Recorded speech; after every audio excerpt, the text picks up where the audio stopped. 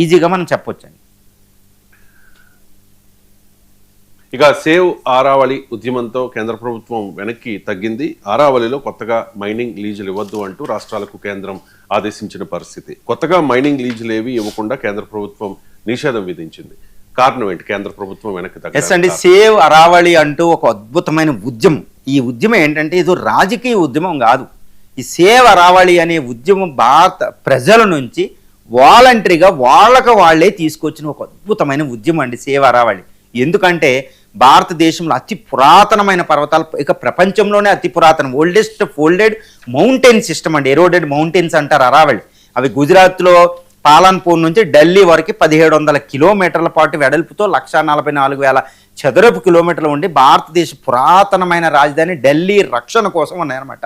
ఢిల్లీలో థార్ డెజర్ట్ ఇటు గంగా ప్లెయిన్స్లోకి రాకుండా గంగా మైదానం కూడా 2060కి ఒక ఎడారి అయిపోద్ది అనమాట అక్కడ అరావళి లేకపోతే. అటువంటి అరావళిని రక్షించకుండా మైనింగ్ మాఫియాకి ఎందుకు అప్పచెప్తున్నారని ప్రజలే తిరగబడ్డారండి. ఒక అద్భుతమైన ఉద్యమం అనమాట ఇది. ఇది ఎన్విరాన్మెంటల్ పర్యావరణానికి సంబంధించిన ఒక సిప్కో ఉద్యమం. సుందర్లాల్ బహుగుణ వీళ్ళందరూ మనం వింటాం. ఒక అద్భుతమైన మూమెంట్. ఈరోజు భారతీయులు అందరూ కూడా సుందర్లాల్ బహుగుణాలు అయిపోయారు. ఒక సిప్కో ఉద్యమం అరావళి పర్వతాలను రక్షించడానికి రంగంలో దిగారు.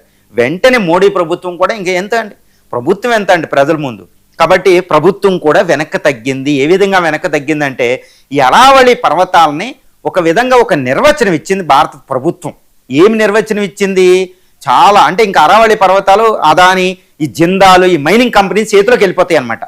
దారుణమైంది అనమాట. ఇంకా అరావళి పర్వతాలను తవ్వి ఇంకా ఢిల్లీ కదా ఇండియాని ఒక ఎడారి కింద చేసేస్తారు వాళ్ళు. Mining mafia it's one of the greatest danger to India అండి. మైనింగ్ మాఫియా అలా ఉంటుంది అనమాట. మైనింగ్ మాఫియా కోసం నేను ఏం చెప్పనవసరం లేదు. భారత ప్రభుత్వం ఒక నిర్వచనం ఇచ్చింది అరావళి పర్వతాలకు. అదేంటి? 100 మీటర్ల ఎత్తు కంటే ఎక్కువ ఉన్నదే అరావళి పర్వతాలంట, మిగిలింది లేదు. దీంతో అక్కడ సుమారు 91% భూభాగం అరావళి పర్వతాల కింద ఉన్నది మైనింగ్ కింద ఇచ్చేయచ్చు. అంటే ఇప్పుడు అరావళి పర్వతాలు 1,44,000 చదరపు కిలోమీటర్ల ప్రాంతంలో ఉన్న అరావళి పర్వతాల్లో 9% ఇంకా మైనింగ్కి ఎవరు.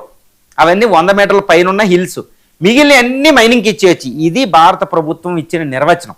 దీన్ని సుప్రీంకోర్టు అట్టే పెట్టినా దీని మీద అక్కడ రాజస్థాను, గుజరాత్, ఢిల్లీ ప్రభుత్వం, హర్యానా ప్రభుత్వం, ఈ 4 రాష్ట్రాల్లో అరావళి ఉంటుంది. వాళ్ళ స్టేట్లు ఇష్టం వచ్చినట్టు మైనింగ్ మాఫియాకి మైనింగ్ లీజులు ఇచ్చేస్తున్నారు. అదేవిధంగా సెంట్రల్ గవర్నమెంట్లో కూడా మేజర్ మినరల్స్కి ఇచ్చేస్తున్నారు. అరావళి పర్వతాల్లో ముఖ్యంగా మనకు కాపరు, గోల్డ్, ఇలా అంటే నాన్ ఫెర్రస్ మెటీరియల్స్ ఎక్కువ ఉంటాయండి, వెండి అలాంటివి. ఆ మెటీరియల్స్కి వాళ్ళు ఇచ్చేస్తున్నారు రేర్ ఎర్త్ మినరల్స్కి. రేర్ ఎర్త్ మినరల్స్ ఇంపార్టెంటే, మినరల్స్ భారత ఆర్థిక అభివృద్ధికి ఇంపార్టెంటే.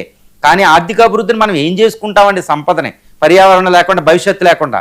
కాబట్టి వెంటనే ప్రజలు రంగంలో దిగారనమాట. అడ్డంగా సేవ్ అరావళి మూమెంట్ అనేది ఒక అద్భుతంగా తయారైపోతుంది. సోషల్ మీడియా మొత్తం ఇప్పుడు కేంద్రం వెంటనే రంగంలో దిగి మోడీ ప్రభుత్వం వెంటనే ఒక ఆర్డర్స్ ఇచ్చిందనమాట. సుప్రీంకోర్టు చెప్పినట్టు మీరు ఎవ్వరూ కూడా మైనింగ్ లీజులు ఇవ్వకండి, ఎందుకంటే ఇంకా దాన్ని నిర్ధారించాలి. అంటే 100 మీటర్ల కంటే పైన అనేది ఇంకా పోయింది. చూసారా, ఒక ప్రజలు రూల్స్ని చేంజ్ చేయగలుగుతారు. ఒక ప్రజా ఉద్యమం అద్భుతం.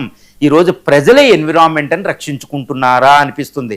ఎందుకంటే భారత ప్రభుత్వంలోని ఈ కంపెనీలు, కార్పొరేట్ కంపెనీలు, ఈవెన్ పబ్లిక్ సెక్టర్ కంపెనీస్ కూడా పర్యావరణాన్ని పట్టించుకోకుండా నాశనం చేస్తూ మనం ముందుకు వెళ్తున్నాం. అందువల్ల భవిష్యత్ తరాలకి ఏమీ లేదు. మరి ప్రజలే రంగంలో దిగుతున్నారు, ప్రజలే అద్భుతంగా రంగంలో దిగారనేది భారత ప్రజల యొక్క అద్భుతమైన స్ఫూర్తిని, ఎన్విరాన్మెంటల్ వాళ్ళ స్పిరిట్ని మనం ఈరోజు మెచ్చుకుని తీరాలి.